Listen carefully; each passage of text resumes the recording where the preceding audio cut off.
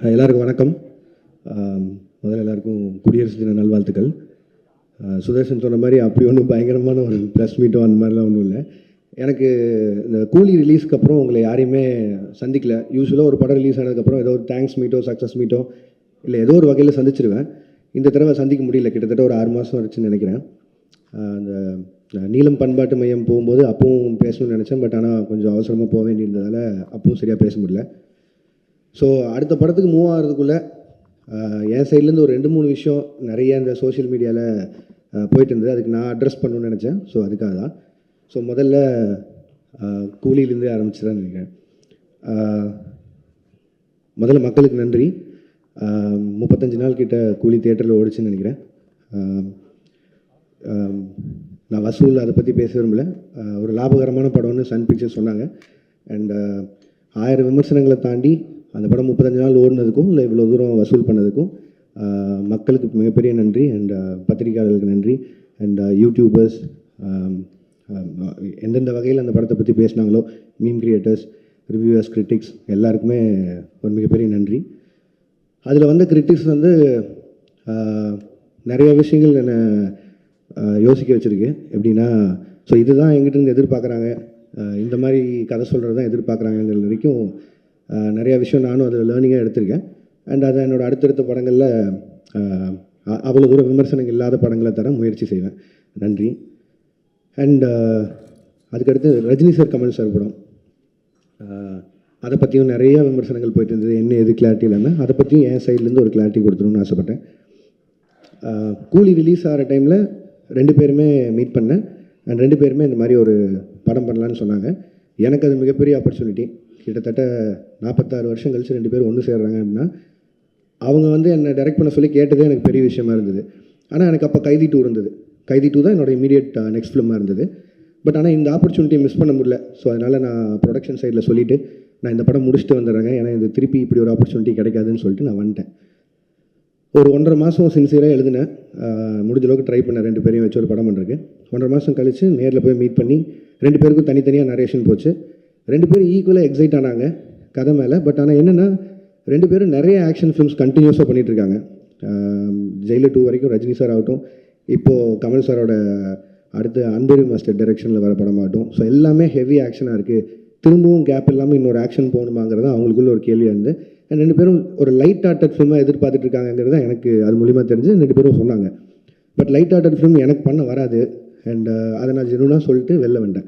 But ஆனால் நான் இப்போது சொல்லிட்டு போனதுக்கப்புறம் எப்போ திருப்பி வருவேன்னு தெரியாது கார்த்தி சாருக்கும் அவங்க டீமுக்கும். ஸோ அதனால் அவருக்கு கைதி 2க்கு இருந்த ஸ்லாட்டுக்கு இன்னொரு டைரக்டர் கொடுத்தாரு. இதுதான் ஆக்சுவலாக நடந்தது. அண்ட் அந்த கேப்பில் வேறு என்ன பண்ணலாம் அப்படின்னு யோசிக்கும் போது மைத்ரி பிக்சர்ஸ் வந்து அவங்க எனக்கு கிட்டத்தட்ட ஒரு 6 இயர்ஸ் முன்னாடியே ஒரு அட்வான்ஸ் கொடுத்துருந்தாங்க. சரி, அந்த கமிட்மெண்ட்டை கிளியர் பண்ணிடலான்னு யோசிக்கும் போது எனக்கு அல்லு அர்ஜுன் சார் ரொம்ப பிடிக்கும். ஒரு 3-4 வருஷமாக பேசிகிட்டு இருக்கோம் ஏதோ ஒரு படத்தில் கொலாப் பண்ணலான்னு. ஸோ இது எல்லாமே சேர்ந்து அமைஞ்சு வந்த மாதிரி இருந்தது. ஸோ இந்த கேப்பை யூஸ் பண்ணி இப்படி ஒரு படம் பண்ணிட்டு வந்தலான்னு யோசிச்சது தான். அதுவும் நிறையா சம்பளம் கேட்டேன், அதனால் கைதி 2 பண்ணல அப்படிலாம் போட்டுருந்தாங்க. அப்படிலாம் இல்லை. சம்பளம்ன்றது உங்களுக்கு தெரியும், மார்க்கெட்டும் ப்ரொடியூசரும் நிர்ணயிக்கிறது தான். நான் எவ்வளோ டிமாண்ட் பண்ணாலும் நம்ம படம் என்ன பண்ணியிருக்கோம் அதுக்கு தகுந்த மாதிரி தான் நம்ம சம்பளமும் இருக்கும். ஸோ அந்த ஒரு விஷயம் கிளியர் பண்ணணும்னு நினச்சேன். லாஸ்ட் வீக் அவங்க எல்லோரையும் மீட் பண்ணி பேசிட்டேன். ஸோ என்னோடய அடுத்த படம் கைதி 2வாக தான் இருக்கும். அது ஏன் நான் ரொம்ப சால்ட்டாக சொல்கிறேன்னா, அந்த எல்சியூ இல்லை, எல்சியூ க்ளோஸ் ஆகிடுச்சு அதெல்லாம் போட்டிருந்தாங்க. அது வந்து ஜி ஸ்குவாட் இல்லை. ஜி ஸ்குவாட் க்ளோஸ் பண்ணுறேன்னா நான் க்ளோஸ் பண்ணிடலாம். எல்சியூன்றது வந்து ஃபர்ஸ்ட் ஆஃப் ஆல் அந்த பேரே நான் வைக்கல. அது வந்து ஃபேன்ஸாக அவங்க தெரியல எல்சியூன்னு ஒரு நாள் சொன்னது, நான் அதை ஃபாலோ பண்ணிருக்கேன். ஸோ அதை டக்குன்னு நான் ஒருத்த மட்டும் முடிவு பண்ணி இல்லை எல்சியூவில் படம் வராது அப்படிலாம் சொல்ல முடியாது. கைதி 2 ஆகட்டும், விக்ரம் 2 ஆகட்டும், ரோலெக்ஸ் இண்டிவிஜுவல் ஃபிலிம் ஆகட்டும், இதெல்லாம் என்னோடய கமிட்மெண்ட்ஸ். ஸோ இதை நான் பண்ணாமல் போக முடியாது. இது எல்லாமே என்னோடய கமிட்மெண்ட்ஸ். ஸோ அதனால் எல்சியூ மூடப்படலை, திருப்பி ஓப்பன் ஆகும். இந்த அல்லு அர்ஜுன் சார் படம் முடிச்சோன்னே அது இப்போ தான் ஆக்சுவலி ப்ராப்பராக ஓப்பன் ஆகும்னு நினைக்கிறேன். அண்ட் அதுக்குள்ளே ப்ரொடக்ஷனில் பென்ஸ் இருக்குது, அதுவும் எல்சியூக்குள்ளே தான் வருது. ஸோ ஏதோ ஒரு பாயிண்டில் எல்சியூ சம்மந்தமான படங்கள் வந்துகிட்டே இருக்கும். அண்ட் இதுதான் மொத்த clarity. And Aamir Khan sir படத்தை பற்றியும் சொன்னாங்க. ஆமீர் கான் சாரும் நானும் ஒரு படம் பண்ணுறதா இருந்து இப்பவும் பேசிட்டு தான் இருக்கோம். இத்தனை கமிட்மெண்ட்ஸ் எனக்கு இருக்குது, அவருக்கும் நிறைய கமிட்மெண்ட்ஸ் இருக்குது. ஸோ அது எப்போன்னு தெரில, பட் ஸ்டில் அது பேசிகிட்டு இருக்கோம். அண்ட் அவ்வளோதான். இதுதான் நான் மேஜராக அட்ரஸ் பண்ணணும்னு நினச்சேன். ஏன்னா இதுக்கு நான் ஒரு பாயிண்டில் பதில் சொல்லி ஆகணுன்ட்டே இருந்தது. ஏன்னா ஒரு சைடு 2 சைடில் எல்லா பக்கமும் பேசிகிட்டே இருக்காங்க. ஸோ என்னோடய சைட்லேருந்து ஒரு கிளாரிட்டி கொடுத்துட்டு நான் அடுத்த படத்துக்கு மூவ் ஆகணுன்ட்டு இருந்தது. ஸோ அதனால தான் இந்த press meet. And thank you so much எல்லோரும் வந்ததுக்கு. உங்களுக்கு ஏதாவது கேள்விகள் இருந்ததுன்னா கேட்கலாம்.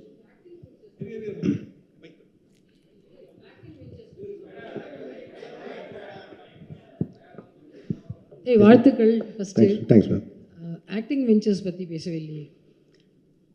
அதான் மேம் இப்போ தான் ஆரம்பிச்சிருக்கு, ஒரு 2 ஸ்கெடியூல் முடிஞ்சிருக்கு. அது அருண் பேசினா நல்லாயிருக்கும்னு நினைக்கிறேன், அதனால் நான் பேசுவேன்னு நினைக்கிறேன். இன்னொரு 25 days பேலன்ஸ் இருக்குது. அந்த படம் ஷூட் முடிச்சுட்டு நான் அடுத்து அல்லு அர்ஜுன் சார் படத்துக்கு மூவ் ஆகிடும். லோகேஷ் சார், உங்களுக்கு நடிக்கிறது ஈஸியாக இருக்கா, டைரக்ஷன் பண்ணுறது ஈஸியாக இருக்கா? எல்சியூவில் தனுஷ் சிம்புலாம் சேர்த்துக்கு வாய்ப்பு இருக்கா சொல்லுங்கள். ஏன்னு இவ்வளோ கேள்வி நடிக்கிறது அவ்வளோ ஈஸியாக இல்லைங்க, கஷ்டமாக தான் இருக்குது எனக்கு தெரிஞ்சு. அதான் நான் புதுசாக ஏதாவது கற்றுக்கணும், சும்மா இருக்க டைம் இப்படி ஏதாவது செலவு பண்ணணும்னு சொல்லி பார்த்தது தான். அண்ட் அருணுக்கு எனக்கு கம்ஃபர்ட் இருந்தது, ஃப்ரெண்டு வேறு. ஸோ அதனால் ஈஸியாக அந்த படம் பண்ணிட முடியும்னு நினச்சேன். பட் ஆனால் அவ்வளோ ஈஸி இல்லை, கஷ்டம் தாங்க அது. திருப்பி அது கன்டினியூ பண்ணுவோம் இல்லையா தெரியல. இப்போ சொன்னேன்ல இவ்வளோ லைனப் இருக்குது, ஸோ அதெல்லாம் பண்ணணும். ஸோ தெரிலங்க. Lokesh, hello. Yes sir. So initial டேஸில் like lot of positive reviews வந்தது. லைக் நிறைய உங்களுக்கு நீங்கள் தான் மோஸ்ட் செலிபிரிட்டி டேரக்டர் அப்படிங்கிற மாதிரிலாம் நிறைய போயிட்டு இருந்தது. ரீசெண்டாக நெகட்டிவ்ஸும் இருக்குது, லைக் ஹேட்ரடும் இருக்குது. So handling both these things, different spectrum, like அதை எப்படி பார்க்குறீங்க? Like how you handle those? இல்லைங்க, நான் அதான் முன்னாடி தான் நான் சொல்கிறது ஒன்று தான். நான் அதை எதுவும் பர்சனலாக எடுத்துக்க மாட்டேன், ஏன்னா அது என்னோடய வேலை. இப்போ வந்து என்னோடய ஃபஸ்ட்டு படம் இல்லை கூலி, என்னோடய ஃபஸ்ட்டு படம் மாநகரம். கிட்டத்தட்ட 9 வருஷமாக எவ்வளோ பாராட்டுகள் வாங்கியிருப்பேன்னு எனக்கு தெரியும். அவ்வளோவோ பாராட்டிட்டு இருந்திருக்காங்க. டக்குன்னு விமர்சனம் வரும்போது அதை மட்டும் நான் ஒத்துக்க மாட்டேன்னு சொல்கிறது நியாயம் இல்லை. அண்ட் படங்கிறது மக்களுக்காக, அது அவங்களுக்கு காட்டும்போது விமர்சனம் வரும்போதும் அதை ஏற்று தான் ஆகணும். ஸோ அதனால் அதை நான் ஸ்பிட் பண்ணி பார்க்கல. அண்ட் ரெண்டாவது அதை நான் பர்சனலாக எடுத்துக்கல, அது ப்ரொஃபஷனாக மட்டும் வச்சுக்கலான் இருக்கேன். ஸோ அதனால் success and average and going back அது உண்மை தானே, எல்லாருக்குமே நடக்கிறது தானே. ஸோ அதனால் நான் பெருசாக எடுத்துக்கல. Thank you. Hello, hi sir. Bhuvnesh from the Hindu. You have a very loyal and passionate fan base, sir. அவங்க உங்களுக்கு கிரிட்டிசைஸ் பண்ணுறப்போ கூட it comes from a place of emotional investment that they have had over the years. இவ்வளோ படங்கள் பண்ணதுக்கப்புறம் how do you now define the relationship that you have with your audience? இல்லைங்க, அவங்க ஜெனுவனாக பேசுகிறதுல it is not just criticism, but அதில் ஏதோ ஒரு அக்கறை இருக்குதுன்னு நான் பார்க்குறேன். இப்போ நான் எக்ஸாம்பிளாக தான் சொல்கிறேன், ஒரு 10 ஃப்ரெண்ட்ஸ் இருக்காங்கன்னு வைங்களேன், அதில் எல்லாமே சரின்னு சொல்லிட்டு யாரோ ஒருத்தர் மட்டும் இல்லைடா நீ செய்கிறது தப்புன்னா அவன் உண்மையிலேயே ஃப்ரெண்டுன்னு நினைக்கிறேன். அந்த லாயல் பேஸ் ஆஃப் ஃபேன்ஸாக இருக்காங்கன்னு நான் நினைக்கிறேன். ஸோ அதனால் I'm very happy about them. Sir Akshay from the new Indian express. நீங்கள் ஒரு ஃபியூ இயர்ஸ்க்கு முன்னாடி வந்து சொல்லியிருந்தீங்க, இந்த மாதிரி எனக்கு ப்ராஜெக்ட்ஸுக்கு நடுவில் வந்து கொஞ்சம் ஸ்பேசிங் பண்ணணும், so that I can write அப்படின்ற மாதிரி சொல்லிட்டு. இப்போ நீங்கள் அடிஷ்னலாக வந்து ஆக்டிங்கும் பண்ணுறீங்க. So doesn't that defeat the purpose? இல்லைங்க, அப்படி பார்த்தா I can take lot of breaks. But பிரச்சனை என்னென்னா, இப்போ சொன்ன இந்த கமிட்மெண்ட்ஸ் எல்லாம் இருக்குல்ல, இது எல்லாமே ஒரு டைம் லைனில் இப்படி போகும்னு நினச்சி பண்ணுறோம். அது நடக்காமல் போகும்போது நம்மளுக்காக வெயிட் பண்ணுற ஹீரோஸ் இருக்காங்க, நமக்காக வெயிட் பண்ணுற ப்ரொடியூசர்ஸ் ஆகிடுறாங்க. ஸோ அதில் நிறைய அவங்களோட ஃபண்ட்ஸ் இன்வால்வ் ஆகுது. ஸோ என்னோடய பிரேக்ஸ் வந்து அதில் அப்படி ஆகாது. அண்ட் இது நான் மெயினாக பண்ணணும்னு நினச்சது காரணம் என்னென்னா, ஆஃப்டர் கூலி ஐ நோ ஐ டேக் ஒரு 7-8 months பிரேக்குன்னு சொல்லி. ஸோ அந்த கேப்பில் ஒன்று பண்ணலான்னு யோசிக்கும் போது தான். அண்ட் அருண் எக்ஸ்பிளைன் பண்ணும்போதும் இந்த ஃபிலிமுக்கு ஒரு 60 days போதும் அப்படிங்கிற மாதிரி இருந்தது. ஸோ அதனால் என்னால் ஈஸியாக பண்ணிட முடியும். எதிர் வேறு எங்கேயாவது ஒரு வெக்கேஷன் போகிறதுக்கு பதிலாக இதில் போனால் கொஞ்சம் அப்சர்வ் பண்ணலாம், கற்றுக்கலாங்கிற ஒரு பாயிண்ட் தான். பட் இப்போ நம்ம ஏற்கனவே எழுதி வச்சுருந்த கதைனா அவ்வளோ ஒர்க் பண்ண தேவையில்லை. ஐ மீன் இப்போதைக்கு அதை எவ்வளோ தூரம் கான்டெம்பரரி அடாப்ட் பண்ண முடியுமோ அதுக்கு மட்டும் பண்ணிட்டு போயிடலாம். புதுசாக போய் ஃப்ரெஷ்ஷாக ஒரு கதை எழுதணுன்னா பிரச்சனை தான். ஸோ இந்த வயசில் ஓடி பார்த்தலாங்க தான். Lokesh sir. Yes ma'am. Abhirami from Dinamalar. Hi ma'am. First of all, thanks and appreciation for this clarification. ஏன்னா இந்த கிளாரிஃபிகேஷன் இல்லாமல் நிறைய உங்களை பற்றி போயிட்டே இருந்தது. Welcome ma'am. Thank you so much for that. இப்போ நீங்கள் ஆக்டிங்கில் மறுபடியும் இது டிரெக்ஷன் ஆக்டிங்க்கு வந்திருக்கீங்க. To you have any idea to extend this acting? ஏன்னா இப்போ 2 schedule முடிச்சிருக்கேன்னு சொல்லியிருக்கீங்க. ஸோ திரும்ப ஆக்ஷன் பண்ணலாமா, நடிக்கலாமா, இல்லை நீங்கள் டைரக்ஷனுக்கே திரும்பி போயிடலாம் அப்படின்னு முடிவு? இல்லை மேம், திரும்பி போகிறக்கான விஷயமே இல்லை. இடையில ஸ்கூலில் லீவ் விட்ட மாதிரி தான், அந்த கேப்பில் ஓடி போய் நடிச்சுட்டு வந்தேன். பட் ஆனால் என் ப்ரொஃபஷன் டைரக்ஷன் தான் மேம், நான் அதில் தான் இருக்க போகிறேன். இதே மாதிரி திருப்பி ஒரு 6 மாதம் படங்களுக்கு நடுவில் கேப் வந்து ஒரு சின்னதாக யாராவது ஒரு கதை எடுத்தால் நடிக்கலாமா. பட் இப்போதைக்கு அந்த எண்ணெல்லாம் இல்லைங்க. அருண் படம் முடிச்சுட்டு டைரக்ஷன் போவோம். Thank you ma'am. சார், அல்லு அர்ஜுன் படம் இரும்பு கை மாயாவி. சார், இரும்பு கை மாயாவி அந்த கதை தான் அல்லு அர்ஜுன் பண்ணுறேன். இல்லை சார், அது வந்து இப்போ தான் அனௌன்ஸே பண்ணியிருக்காங்க சார் அந்த படத்தை பற்றி. ரெண்டாவது அவங்க ப்ரொடியூசர் சார்பாக அவங்க சைட்லேருந்து வர அனௌன்ஸ்மெண்ட் வர வரைக்கும் மட்டும் இருக்கலாம். இப்போதைக்கு ஒரு படம் பண்ணுறோம் சார். லோகேஷ் சார் இங்கே. Yes sir.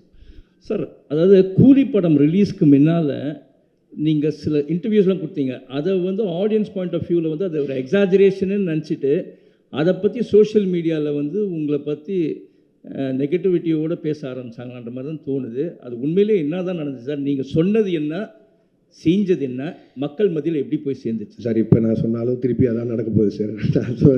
நான் வந்து ஒரு படத்தோட கலெக்ஷனை பேஸ் பண்ணி ஒரு படம் பண்ண முடியாதுங்கிறது அது என்னோட ஐடியாலஜி. சினிமாவை நான் 1000 கோடி சம்பாரிச்சு காட்டுறேன்னு ஒரு படம் எழுதவே முடியாது.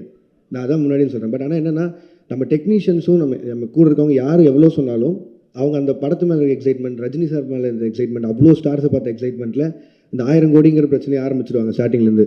இப்போ அதனால் 500 கோடிக்கு சம்பாரிச்ச படம் கூட இப்போ வந்து நான் பதில் சொல்கிறேன் அங்கே ஆயிடுச்சு.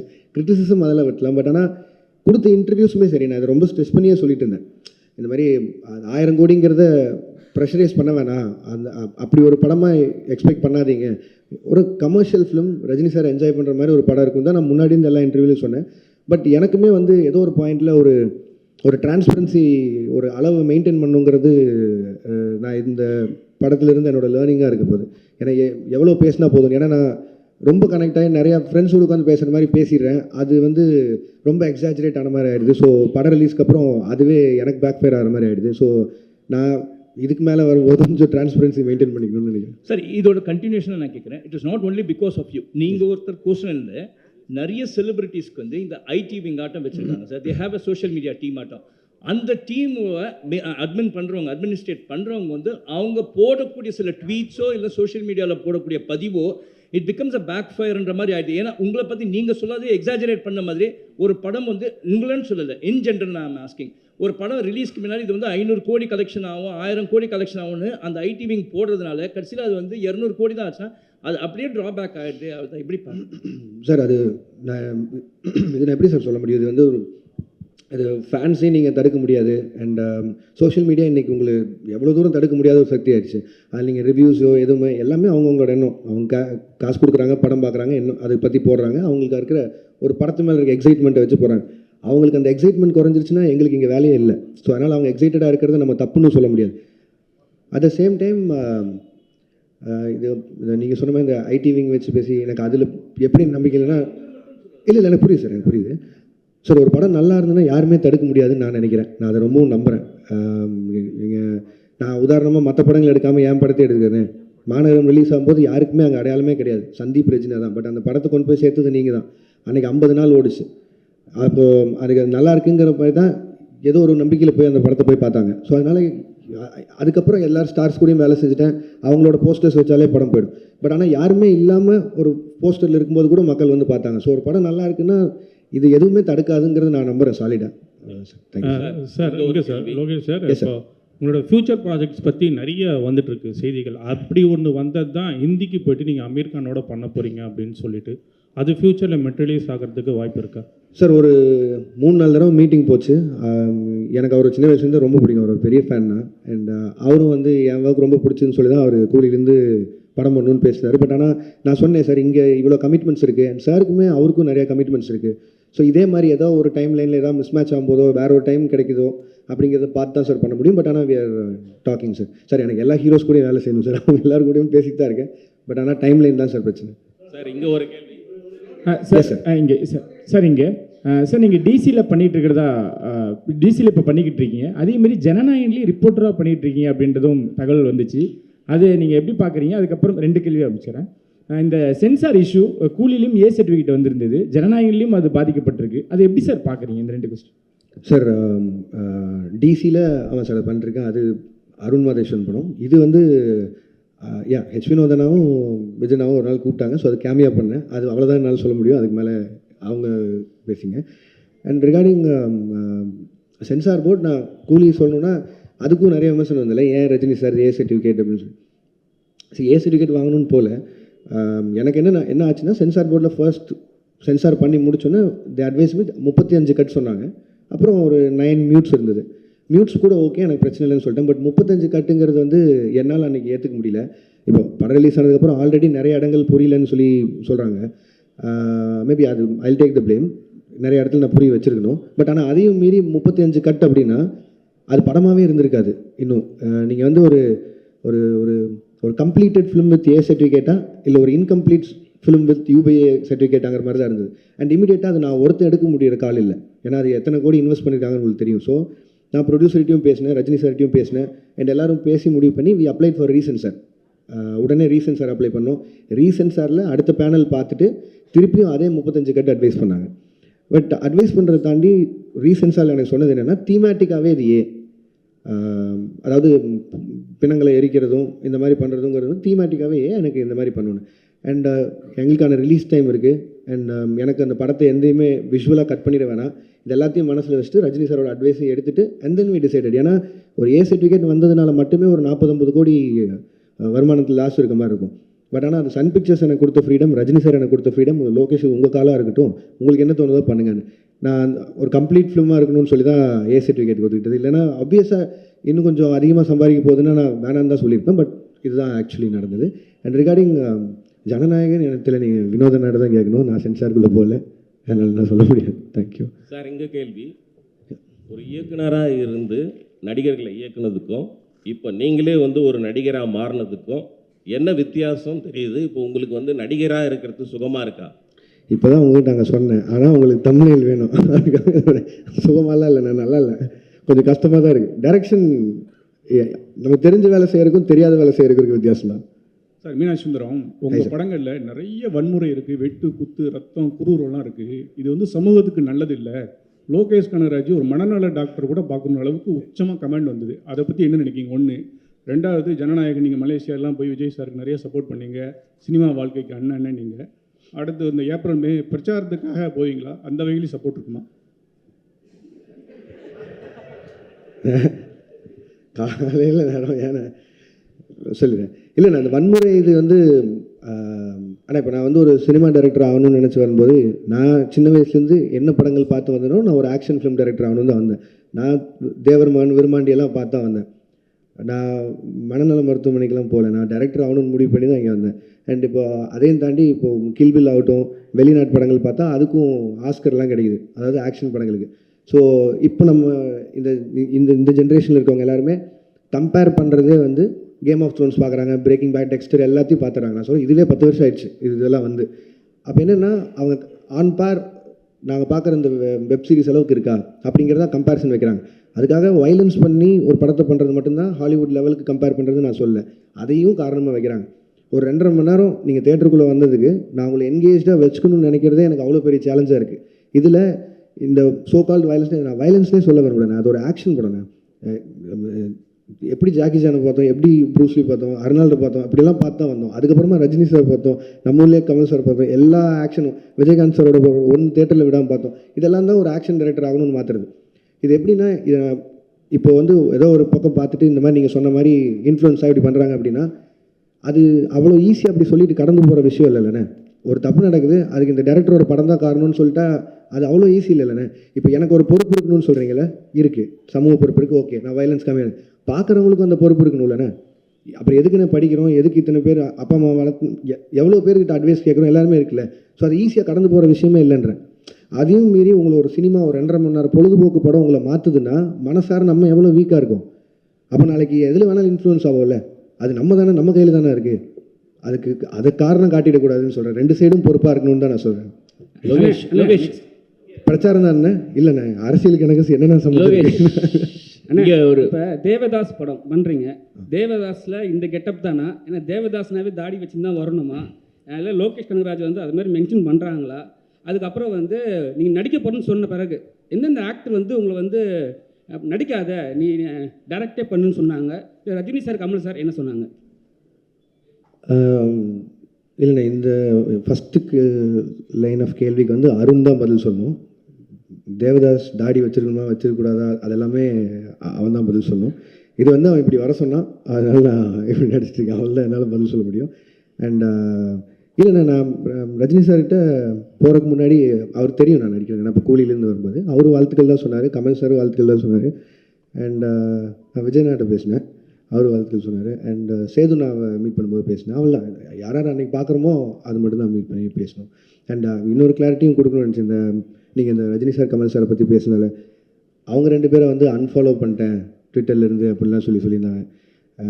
அவங்க 2 பேரும் எந்த இடத்துல இருக்காங்க, நான் அவங்க கூட ஒர்க் பண்ணதே ஒரு பாக்கியமாக நினச்சிட்டு இருக்கேன். நான் ஒரு ஊர்லேருந்து வந்து 2 பேரையும் டைரக்ட் பண்ணிட்டேங்கிறத. ஒரு 2 வருஷத்துக்கு முன்னாடி ஸ்க்ரால் பண்ணும்போது லைக் போட்டதுக்கே நான் எவ்வளோ பதில் சொல்கிறேன், தெரியாமல் லைக் பண்ணதுக்கு எவ்வளோ பதில் சொல்கிறதுன்னு எனக்கு தெரியும். இன்றைக்கி தேதிக்கு அப்படி யாராவது அன்ஃபாலோ பண்ணிட முடியுமா, இல்லை அது எப்படி பாசிபிளாக இருக்கும்? அது ஏன் நான் சொல்கிறேன்னா, இப்போ எங்கள் அம்மாக்கெல்லாம் வந்து ட்விட்டர்னு என்னென்னு தெரியாது, ஃபாலோ அன்ஃபாலோன்னு என்னென்னு தெரியாது. ஆனால் அவங்க எனக்கு ஃபோன் பண்ணி ஏன்டா Kamal sorry Rajini sorry unfollow பண்ணுறேன்னு கேட்குறாங்க. ஏன்னா நான் சொல்கிறது கூட நம்ப மாட்டாங்க, நீங்கள் சொல்கிறது தான் நம்புகிறாங்க. அதனால தான் நான் சொல்லியிருக்கேன். நான் அந்த மாதிரி அன்ஃபாலோ பண்ணுறதோ அப்படி எதுவும் இல்லை. அதையும் மீறி இந்த மாதிரி ஏதாவது சென்சிட்டிவான விஷயம் இருந்ததுன்னா என் சைட்லேயோ இல்லை என் டீம் சைட்லேயோ யாராவது கிட்ட கேட்டு கொஞ்சம் எழுதுனீங்கன்னா பேசுனீங்கன்னா நல்லாயிருக்கும்னு நினைக்கிறேன். அதை வேண்டுகோளாக வச்சுக்கிறேன். மலேசியா போனதுக்கப்புறம் இங்கே தானே மலேசியா போனதுக்கப்புறம் உங்கள் டிவிக்கு அந்த விஜய் ரசிகர்லாம் உங்க வச்சு கொண்டாடுறாங்க. ஏன் கொண்டாடுறாங்கன்னு யோசிச்சு பார்த்தீங்களா? இல்லை புரியல, என்ன சொல்லுங்க.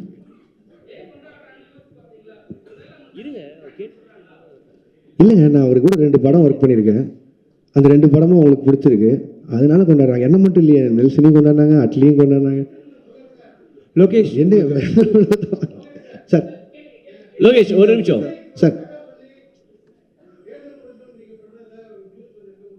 எது சார்? புரியல. ஒரே நிமிஷம். இல்லை சார், அப்படியெல்லாம் எதுவும் நடக்கல சார்.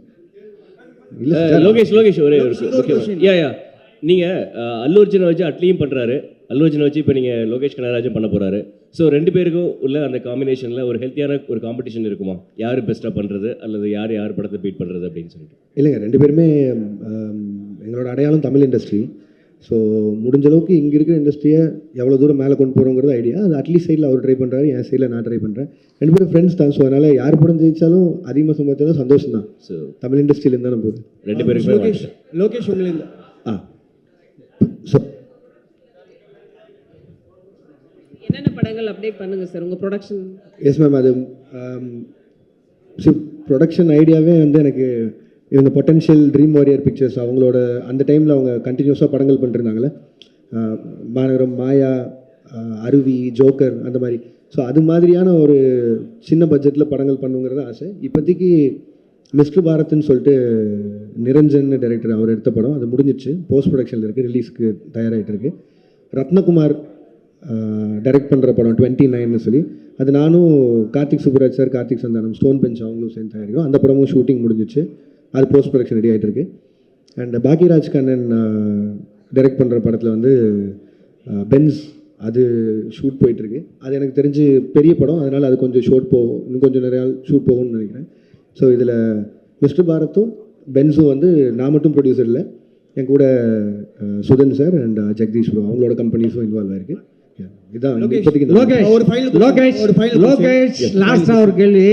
உங்களை பற்றி சோஷியல் மீடியாவில் லோகேஷ், எஸ் சார், உங்களை பற்றி சோஷியல் மீடியாவில் ஒரு நடிகையோட சேர்த்து காதல், லவ் அது இதுன்னு வந்துட்டு இருந்தது. இருந்தது சார்.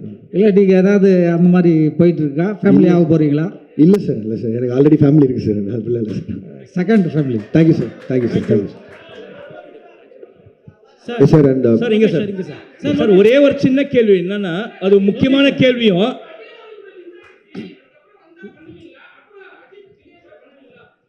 என்னங்க ஏங்க பண்ண மாட்டேன்னு சொல்ல போகிறேன், பண்ணதாங்க போகிறேன்.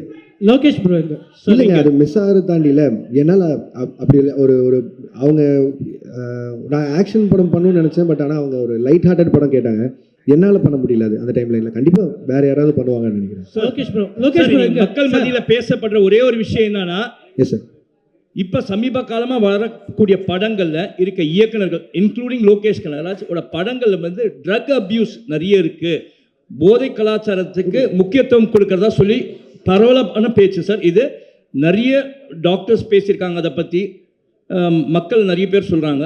இதை பற்றி உங்களோட கருத்து என்ன? அதே மாதிரி இந்த மாதிரி ட்ரக் யூசேஜை வந்து படத்தில் வந்து பிக்சரைஸ் பண்ணுறது நல்லதா? அந்த சீன்ஸை வச்சு தான் படங்கள் ஓடுமா? ஓகே சார், நான் எனக்கு ஒரு 2 நிமிஷம் கொடுத்தீங்கன்னா நான் எக்ஸ்பிளைன் பண்ண ட்ரை பண்ணுறேன் சார். ஏன்னா இது ரொம்ப நாளாக அந்த அலிகேஷன் சொல்லிட்டு இருக்காங்க சார். நீங்கள் சொல்கிற பாயிண்ட் எனக்கு வேலிடாக புரிஞ்சிச்சு. அது இப்போது சொசைட்டியில் நடக்கிற எல்லா விஷயத்தையும் பார்த்தா அது இருக்க மாதிரி. பட் ஆனால் நல்லா நோட் பண்ணி பாருங்கள் சார், நான் பண்ண எல்லா படங்கள்லையுமே ட்ரக்கை வந்து இப்படி எடுத்துக்கிட்டால் இந்த மாதிரி ஆயிடலாம், சந்தோஷமாக இருக்கலாம் அப்படின்னு நான் சொல்கிறேன்னா எங்கேயுமே நான் சொல்ல சார். நான் கமர்ஷியல் படமே பண்ணாலும் அதில் நான் எனக்குன்னு ஒரு சொசைட்டி கன்சர்ன் இருக்குது சார். அதை மீறி நான் பண்ணதில்லை. நீங்கள் மாநகரம் எடுத்துட்டிங்கன்னா அதில் கடைசியில் அவர் சொல்லுவார், மனுஷங்க செய்கிற தப்புக்கு ஊரை கொத்த சொல்லி எந்த தப்பும் இல்லைன்னு. கைதி எடுத்துட்டிங்கன்னா கார்த்தி சாரும் சரி, மரியம் ஜார்ஜ் சாரும் சரி, கடைசியில் இது எத்தனையும் எரிச்சு தாண்டா போவோம், இந்த நாயினால தான் உருப்படாமல் போகுதுங்கிற ஒரு வார்த்தையை சொல்லி தான் அதை மொத்தம் எரிப்பாங்க. நீங்கள் மாஸ்டரில் எடுத்துட்டிங்கனாலும் நான் இதே தான் சொல்லியிருப்பேன்.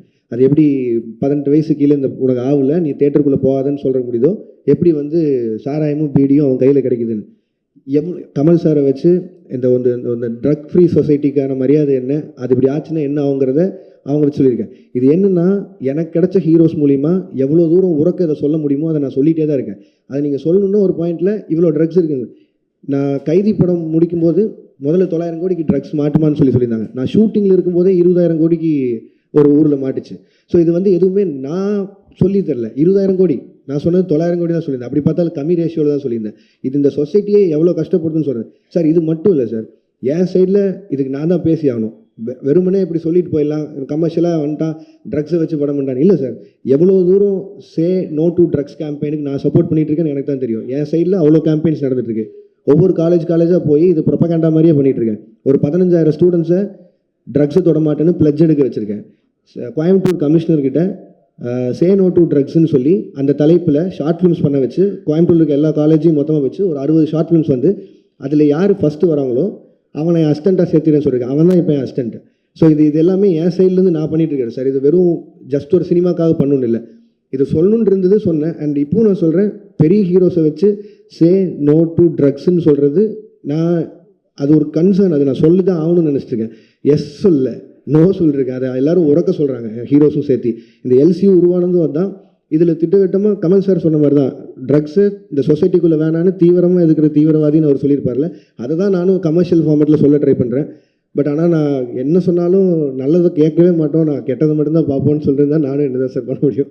மேபி நான் பண்ணாமல் விட்டுறேன், அதனால பண்ணாமல் விட்டால் சொசைட்டி மாறிடும்னா அது குட் தான். நான் அது பண்ண போகிறேன். Thank you sir. சார் இன்வைட் அழைச்சிட்டு எல்லோரும் வந்ததுக்கு ரொம்ப நன்றி sir. And with your wishes and blessings என்னோட அடுத்த படத்துக்கு மூவ் ஆகிறேன். Thank you sir. Thank you so much.